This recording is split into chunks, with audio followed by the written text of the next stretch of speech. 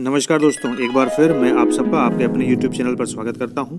आज हम लोग जो करने चल रहे हैं वो टॉपिक है यूपीएससी का सीसैट 2020 का जो पेपर है उसमें मैथ्स और रीजनिंग के क्वेश्चंस का सोल्यूशन करने चल रहे हैं। ठीक है, तो चलिए ज़्यादा समय लिए बिना स्टार्ट कर। ये क्वेश्चन आपको दे रखा है कि निम्न विन्यास पर ध्यान दीजिए जिसमें कुछ लुप्त वर्ण दिए हुए। ये रीजनिंग का क्वेश्चन है, इसमें रिपीटेड अल्फ़ाबेट्स हैं। अब आपको बताना है कि ये कौन सा क्रम इनको फिलअप करेगा सही से। ठीक है, जैसे ए बी फिर बीच में कुछ गायब है, इस टाइप से। ठीक, तो चलिए देखते हैं कैसे इसको किया जाता है। अब इस क्वेश्चन में आपको बताना है कि भाई जो ये ब्लैंक स्पेसेस हैं यहाँ पर कौन सा अल्फाबेट आएगा। तो वो जानने के लिए आपको इसका पैटर्न समझना पड़ेगा। पैटर्न आपको क्या दिख रहा है स्टार्टिंग में? ए बी, अब यहाँ पर बी आया हुआ है, तो चलो अगला क्या हो सकता है? ए बी हो सकता है। फिर उसके बाद आगे आपने देखा कि सी बी आ रहा है, तो यहाँ पर अब ए बी है कि नहीं है, आगे चलते हैं। यहां पर आपको दिख रहा है C D E D. Clear? अब यहां पर जो सी डी ई डी है, तो यहां पर आप पैटर्न देखोगे तो इसका पैटर्न है 3 बार ए बी, उसके बाद फिर अगला क्या रहा है आपका? सी बी 2 बार सी बी, फिर आगे 3 बार सी डी 3 बार, और 2 बार आएगा इसका ई डी। क्लियर? 3 बार 2 बार 3 बार 2 बार। तो आपका जो राइट पैटर्न है जो इसमें चलेगा वो होगा ए सी सी ई। तो ए सी सी ई ऑप्शन नंबर सी था आपका, यही आपका करेक्ट आंसर है। बाकी आप कुछ भी इसमें रखोगे कोई भी कॉमन प्रॉपर पैटर्न नहीं बनेगा। क्लियर है? देखो ऐसे क्वेश्चंस में पैटर्न होते हैं, आप सारे ऑप्शन को रख करके देख सकते हो। चलो मान लो अगर आप चेक करना चाहते हो, आप चाहते हो भाई मैं पहला ऑप्शन रख करके आपको दिखाऊं, तो पहला ऑप्शन के हिसाब से यहां पे रखना चाहिए ए। चलो मैंने ए रख दिया।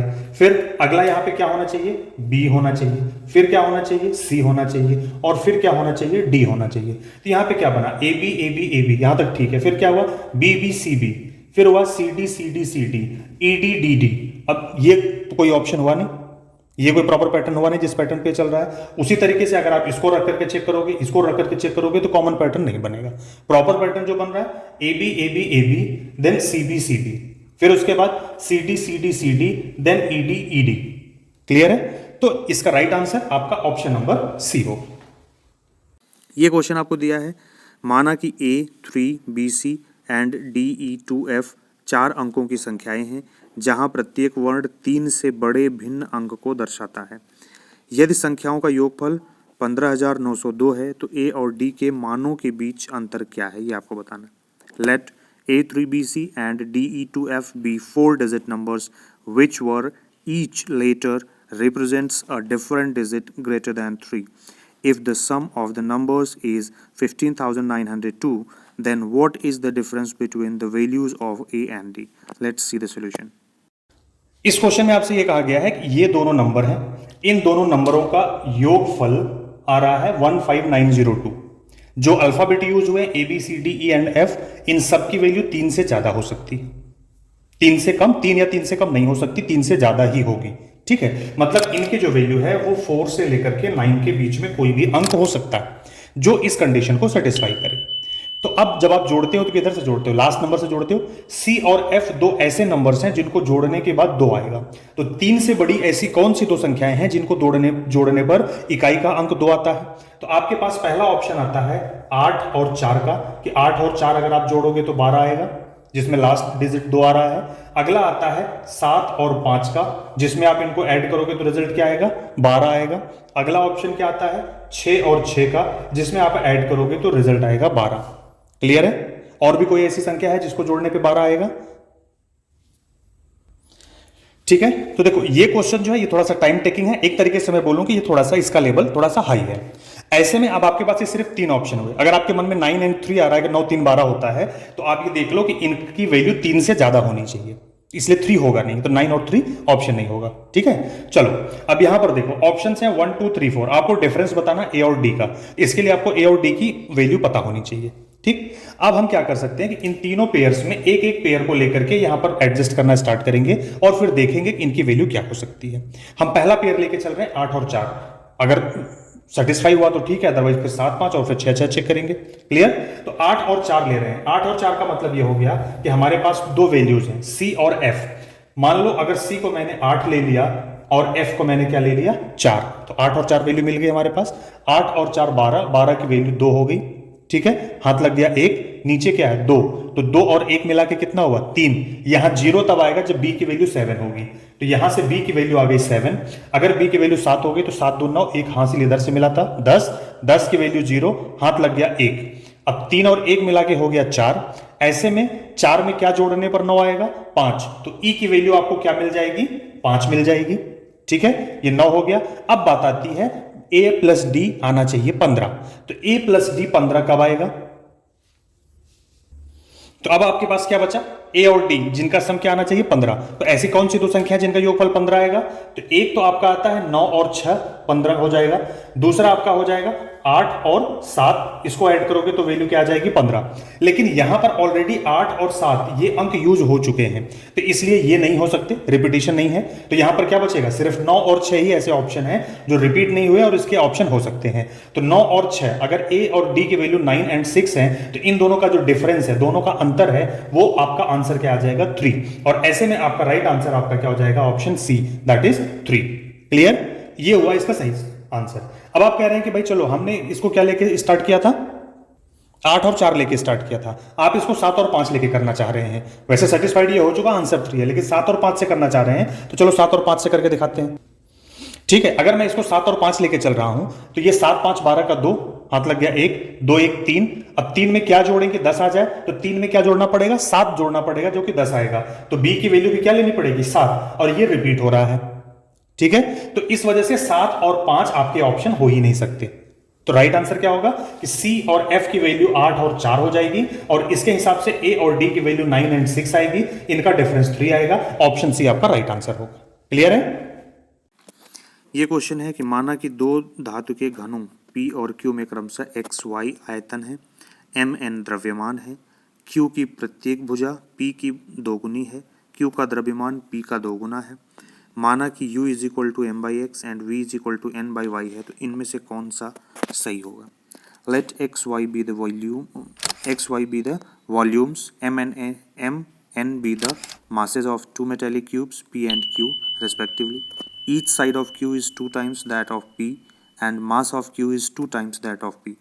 Let U is equal to m/x and V is equal to n/y. Which of the following is correct? देखिए ये कह रहे हैं दो धातुएं हैं P और Q। कौन कौन से? P और Q, दो धातुएं हैं। कह रहे हैं इनके जो आयतन है वो है x और y। P का आयतन क्या है x, और Q का आयतन क्या है वॉल्यूम y है। फिर आगे क्या कह रहे हैं m और n इसके द्रव्यमान है, m और n इसके द्रव्यमान है। ये क्या है आयतन, ये क्या है द्रव्यमान। यहां तक क्लियर है? अब आगे क्या कह रहे हैं कि Q की प्रत्येक भुजा P की दोगुनी है, मतलब P की भुजा, ये अब हम मान रहे हैं अगर इसकी भुजा T हो जाए तो इसकी भुजा कितनी होगी 2T हो जाएगी। उसके हिसाब से आयतन की वैल्यू क्या होगी, x की वैल्यू, आयतन होता है क्या भुजा की पावर 3, भुजा गुड़े भुजा गुड़े भुजा आयतन होता है। ये घन है, ये P भी क्यूब है और Q भी क्या है क्यूब है, तो इसका आयतन भुजा की पावर 3 यानी x की वैल्यू T क्यूब हो जाएगी। तो y की वैल्यू क्या होगी 2T का क्यूब, तो 2 का क्यूब 8 और ये हो जाएगा T क्यूब। आगे फिर क्या बोल रहा है, और Q का द्रव्यमान P का डबल है, यानी N की वैल्यू M का 2 गुना है, यानी N is equal to 2M है। द्रव्यमान Q का P का डबल है, P का द्रव्यमान M है, तो Q का द्रव्यमान क्या हो जाएगा N का डबल यानी 2M हो जाएगा। अब आपसे दो वैल्यू दे रहे हैं, ये एक वैल्यू आपको दी गई है U is equal to m/x, तो M तो एज इट इज रहेगा, x की वैल्यू है T क्यूब, तो U की वैल्यू हो गई m/t क्यूब। अगला वैल्यू आपको दे रखा है V की वैल्यू है n/y, तो यहीं से अगर आप देखो V is equal to n/y, n 2m के बराबर है तो ये 2m, y 8t क्यूब के बराबर है तो 8t क्यूब, मैंने t लिया था, आप a to z कुछ भी ले लो, 2 4 जा कैंसिल हो गया, ये वैल्यू आ गई 1/4 m/t क्यूब, ये आ गई। और अगर आप देख रहे हो m/t क्यूब क्या है u है, और यहां पे ये वैल्यू किसकी है v की वैल्यू है, तो यहां से मैं ये लिख सकता हूं कि v is equal to 1/4 u, 4 इधर आ जाएगा तो ये हो जाएगा 4 times v is equal to u, या इसी को कहूं कि u is equal to 4 times v।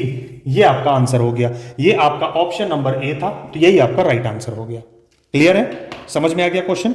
u और v क्या है, ये भाई क्या है, ये मास है, ये वॉल्यूम है, तो मास अपॉन वॉल्यूम, द्रव्यमान बटा आयतन क्या होता है घनत्व, तो u और v आपकी क्या है डेंसिटी है। क्लियर। इस क्वेश्चन का राइट आंसर क्या हो गया? Option number A. ठीक है, ये क्वेश्चन आपको दिया है कि इसमें एट द रेट यानी जो लुप्त संख्या है, जो लुप्त सीक्वेंस है, वो आपको बताना है। तो यहाँ पर आपको दे रखा है ACPQ, BESU, MNGI। तो यहाँ पर अगला कौन 4 अल्फ़ाबेट्स का ग्रुप आएगा वो आपको बताना है। देखते हैं। ये क्वेश्चन तो आपका बहुत ही आसान होता है, बस आपको देखना होता है कौन सा पैटर्न फॉलो हो रहा है और आप उसको अप्लाई कर देते हो। तो यहाँ से यहाँ पर जब आप देखोगे तो आपको एक सिंपल पैटर्न दिखेगा कि A के बाद B आ रहा है। तो सीधी सी बात है कि M के बाद जो अगला नंबर आने, जो अगला 4 अल्फाबेट का पेयर होगा वो M के बाद क्या आना चाहिए? N आना चाहिए। ठीक है, जो यहाँ पर फॉलो होगा वही यहाँ पर फॉलो करवाना है आपको।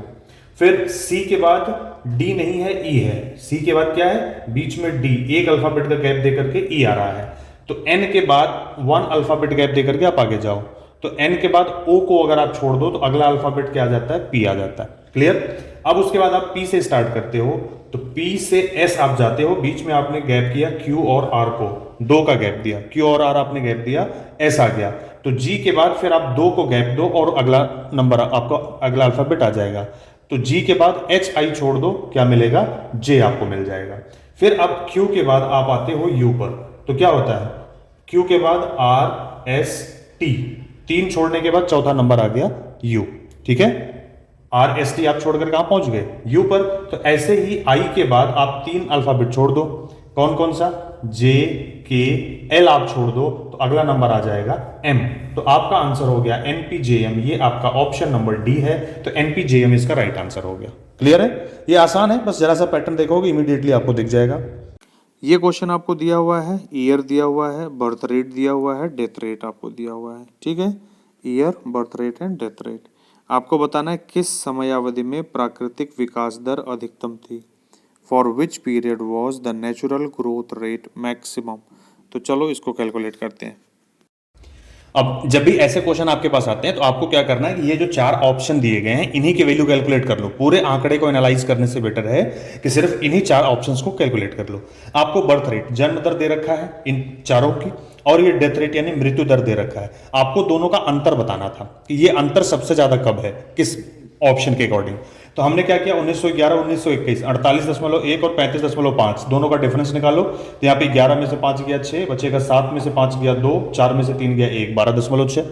इसका डिफरेंस निकालो, 9 में से 4 गया 5, यहाँ पर 9 है, 9 में से 7 गया 2, 3 में से 2 गया 1, 12.5 आ गया। इसमें है 41.1, 18.9, तो इधर 0.1 है, एक इधर गया 11, 11 में से 9 गया 2, फिर यहाँ कितना बचेगा 0, 1 आ जाएगा 10, 10 में से 8 गया 2, बचेगा 3, 3 में से 1 गया, ऑप्शन बच गया 2, 22.2 हो गया। जब 1971 से 81 में जब आप चेक करो, 37.1, 14.8, 0.1 है, एक इधर गया, 11 में से 8 गया 3, बचेगा 6, 6 में से 4 गया 2, 3 में से 1 गया 2, 22.3। तो ये देखो, ये दोनों ऑप्शन बिल्कुल एकदम क्लोज थे। जरा सा अगर आप मिस्टेक करते तो गड़बड़ हो जाता। तो इसके हिसाब से राइट आंसर आपका होगा ऑप्शन नंबर डी। 1971 से 1981 के बीच जन्म दर और मृत्यु दर का जो अंतर है वो सबसे ज्यादा है। क्लियर है? ऐसे क्वेश्चन में आपको कुछ नहीं करना, जो ऑप्शंस दे रखे हैं वहां से सॉल्व करो। देखो, मैथ्स और रीजनिंग को सॉल्व करने का तरीका ऐसा नहीं होता कि आप हमेशा पूरा कंप्लीट ही सॉल्व करो। ठीक है, कई बार क्या होता है कि जब क्वेश्चन आपको टफ दिखे या बड़ा दिखे, इस तरह से आंकड़े वाले दिखे, तो आपको ऑप्शन की तरफ से भी सॉल्व करना चाहिए। ठीक है, कई बार क्या हो सकता है कि हमें सोल्यूशन नहीं पता होता, तो हम कैंसिलेशन मेथड अप्लाई करते हैं कि ये नहीं होगा, ये नहीं होगा, ये नहीं होगा। तो जब ये 3 नहीं हो सकते, जो बच रहा वही होगा। क्लियर है ना? तो इस ऐसे क्वेश्चंस को इस तरीके से आप सॉल्व कर सकते हैं। ये क्वेश्चन दिया हुआ है कि n के किस मान के लिए 10 to the power n+1 में अंकों का योगफल 2 होगा। ठीक, for what value of n the sum of digits in the number 10 to the power n+1 is 2। किसके लिए होगा? n = 0 के लिए, किसी पूर्ण संख्या n के लिए, केवल किसी धनात्मक पूर्ण n के लिए, या किसी वास्तविक संख्या n के लिए। चलिए इसका सोल्यूशन देखते हैं। अब जैसे ये क्वेश्चन आपको दिया था, इस क्वेश्चन में आपसे क्या था, कहा था कि n के किस मान के लिए, n की कौन सी वैल्यू के लिए 10 to the power n+1 से जो नंबर आपको मिलेगा उस संख्या के अंकों का योगफल, सम ऑफ डिजिट्स 2 होगा, ये आपको बताना था। पहला ऑप्शन आपको दिया था n = 0। तो आप देखो, n की वैल्यू जैसे आप 0 रखोगे, 10 की पावर n यानी 10 की पावर 0 +1 था, तो +1, किसी भी नंबर की पावर 0 1 होती है, तो ये वैल्यू कितनी आ गई 1 + 1, तो अंकों का योगफल कितना आ गया 2 आ गया। अगर हम n की जगह पर 1 रखते हैं तो 10 की पावर 1 10 हो जाएगा, 10 + 1 11 हो जाएगा, और 11 में भी अंकों का योगफल 2 आ जाएगा। 10 की पावर अगर मैं 2 रख दूं तो 10 की पावर 2, 10 का स्क्वायर कितना होता है 100, 100 प्लस 1 101 ये संख्या हो गई और इसमें अंकों का योगफल 1 प्लस 1 फिर से 2 हो गया। अगर मैं 10 की power n is equal to 3 यानी 10 की पावर 3 रख दूं तो 10 का क्यूब 1000 होता है, प्लस 1 करोगे तो कितना हो जाएगा 1001, फिर से अंकों का योगफल कितना आ जाएगा 2। मतलब अब आप n की कोई भी वैल्यू इसी तरीके से रखते चले जाइए, सब में जो भी संख्या आएगी 1 के बाद उतने जीरो बढ़ जाएंगे, लास्ट में आप 1 ऐड करोगे तो टोटल जो भी नंबर आपको मिलेगा उसमें स्टार्टिंग में 1 होगा और एंड में 1 होगा, बाकी सब जीरो होंगे। जब भी अंकों को आप प्लस करोगे सभी अंकों का योगफल आपको हमेशा 2 मिलेगा। इसका मतलब ये हो गया कि n वह संख्या है जो जीरो से स्टार्ट होती है, 1 2 3 4 5 अप टू सो ऑन इस तरीके से बढ़ती जाती है। तो वो संख्या जो जीरो से शुरू होकर के पूर्णांक संख्या हो उसको हम कहते हैं पूर्ण संख्या, होल नंबर। ठीक है, तो इसका ऑप्शन बी केवल सही आंसर था। आपका ऑप्शन क्या था? Option B is the right answer, जो क्या है किसी भी पूर्ण संख्या n के लिए। क्या था? किसी भी पूर्ण संख्या n के लिए, for any whole number. Clear? तो option B is the right answer for this question. Whole number क्यों? क्योंकि आपको पता है कि होल नंबर यानी पूर्ण संख्या की शुरुआत जीरो से होती है, 0 1 2 3 अप टू सो ऑन। ठीक है, नंबर सिस्टम में जाके देखो जहां पे हमने आपको डिटेल्स में बता रखा है। तो ये देखो, ये होल नंबर ही तो है, सारे पूर्ण संख्या ही तो है। कौन कौन सी? 0 1 2 3 4 अप टू सो ऑन। कोई भी पावर आप रख दो, अंकों का योगफल आपको हमेशा 2 ही मिलेगा। अब ये है भाई कि 50 रुपये, 100 रुपये, 200 रुपये, 500 रुपये और 2000 के साथ एक समय में कम से कम 3 मूल्य वर्गों को लेते हुए कितनी भिन्न धनराशियां बनाई जा सकती हैं? How many different sums can be formed with the denominations 50, 100, 200, 500 and 2000 taking at least 3 denominations at a time? इसका ऑप्शन देखो। अब ये क्वेश्चन भी बहुत बढ़िया है। इस क्वेश्चन में आपको क्या दे रखा है कि 50 रुपए, 100 रुपए, 200 रुपए, 500 रुपए और 2000 रुपए, ये 3 धनराशियां, 3 मूल्य वर्ग के, मान लीजिए सपोज मान लो कि 3 के तीनों क्या हैं, इतने नोट हैं। अब आपसे कह रहा है कि कम से कम 3, कितने? कम से कम 3 मूल्य वर्गों को लेते हुए कितनी विभिन्न धनराशियां बनाई जा सकती हैं। तो कम से कम 3 का मतलब हो गया कि मिनिमम 3 तो रहेंगी, उससे ज्यादा भी हम ले सकते हैं। तो अगर परम्यूटेशन वाला लेक्चर अगर आपको याद आ रहा हो, परम्यूटेशन कॉम्बिनेशन का, तो वहां पर आपने क्या कहा? कम से कम 3 का मतलब इन 5 में से हम 3 ले सकते हैं, या मतलब प्लस इस 5 में से हम 4 भी ले सकते हैं, या फिर इस 5 में से हम 5 को ले सकते हैं। क्लियर है? तो ये 3 कॉम्बिनेशंस बन सकते हैं कि कम से कम 3, या 3 से ज्यादा 4, या 3 से ज्यादा 5। तो ये जो वैल्यू आएगी इसी को ऐड कर लो तो वही आपका आंसर होगा कि उतनी धनराशियां बनेंगी। 5C3 की वैल्यू, तो ये वैल्यू हो जाती है आपकी 10। 5C3 आपकी जो वैल्यू आ जाती है कितनी आ जाती है? 10।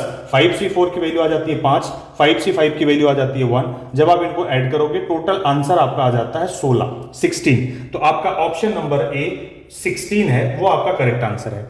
अब बात ये आती है कि भाई अगर आपको कॉम्बिनेशन नहीं पता है, आपको नहीं ध्यान है ये चीजें, तो आप इसकी वैल्यू कैसे निकालोगे और इसका आंसर आप कैसे दोगे? तो आप देखो कि कम से कम 3 लेने हैं, तो 5 में से 3 लेने का तरीका हमने आपको बोला था कि 5 में से 3 तक आना है। तो आप 5 से शुरू करो और जहां तक आना है वहां तक आप मल्टीप्लाई कर लो। तो आप क्या करोगे? 5 × 4 × 3। ठीक है, 3 का चयन करना है, 3 ले लिया। अब 3 जो आप ले रहे हो नीचे 3 से गुणा करो, 3 × 2 × 1, ये हो गया इसका तरीका। 5 में से 4 लेना है, 5 × 4, फिर यहां पर क्या था आपका 4 है, तो 4 × तो 5 में से 4 लेने का तरीका क्या? 5 से शुरू करके 4 नंबर तक जाओ, 5 4 3 2, और फिर 4 लिए थे तो 4 से शुरू करके 1 तक जाओ, 4 3 2 1, और 5 में से 5 जितनी है उनमें से सबको लेने का एक ही तरीका होता है, आप एक तरह से उसको ले सकते हो। इसी को आप सॉल्व कर लो। सॉल्व करना आसान है, 3 से 3 कट गया, 2 दूनाई 4, तो 5 दूनाई 10, प्लस 5 4 3 2, अब यहां पर 4 3 2 4 3 2 कैंसिल हो गया, वैल्यू आ गई सिर्फ 5 और ये हो गया सिर्फ 1। तो 10 5 15 1 16, कुल कितने तरीके से, कुल कितने विभिन्न कॉम्बिनेशन बन सकते हैं? कुल 16 भिन्न तरीकों से इन 5 धनराशियों में से कम 3 धनराशि को लेकर के कितनी विभिन्न धनराशियां आप बना सकते हो? विभिन्न धनराशियां आप 16 बना सकते हो। ठीक है, कॉम्बिनेशन का आइडिया है तो 5C3 5C4 और 5C5 की वैल्यू डायरेक्ट निकालो। नहीं तरीका है तो जो हमने सिंपल तरीका बताया उसको आप अप्लाई करो। क्या? 5 में से 3 लेना है, तो 5 से शुरू करके घटते क्रम में 3 नंबर तक लिखो, 5 4 3, फिर 3 जो लेना था, अब डिनोमिनेटर में 3 से शुरू करके आगे 1 तक जाओ, तो 3 2 1। 5 में से 4 लेना था, तो 5 से शुरू करके 4 संख्याओं तक लिखो, 5 4 3 2, फिर अब आप 4 का जो लिखना है तो 4 से शुरू करके 1 तक जाओ, तो 4 3 2 1। 5 में से 5 लेना था तो वो 1 हो गया। क्लियर है? तो अब इस तरीके से जब आप सॉल्व करोगे तो आपको ये वैल्यू मिल जाएगी। कॉम्बिनेशन पता है नहीं पता है कोई प्रॉब्लम नहीं है। ठीक है, आगे बात समझ में? तो इस क्वेश्चन का आंसर हो जाएगा ऑप्शन ए 16। तो इस वीडियो में इतना ही, फिर मिलते हैं अगले वीडियो में दोस्तों। बहुत बहुत धन्यवाद आपका इस वीडियो को देखने के लिए। आप वीडियो सारे देखते रहिए अपने एग्जाम के अकॉर्डिंगली, और आपकी जो भी समस्याएं हैं आप वो हमारे साथ शेयर करते रहिए। ठीक है, और वीडियो को अपने सभी दोस्तों को शेयर करिए जिससे वो भी इसका लाभ उठा सकें।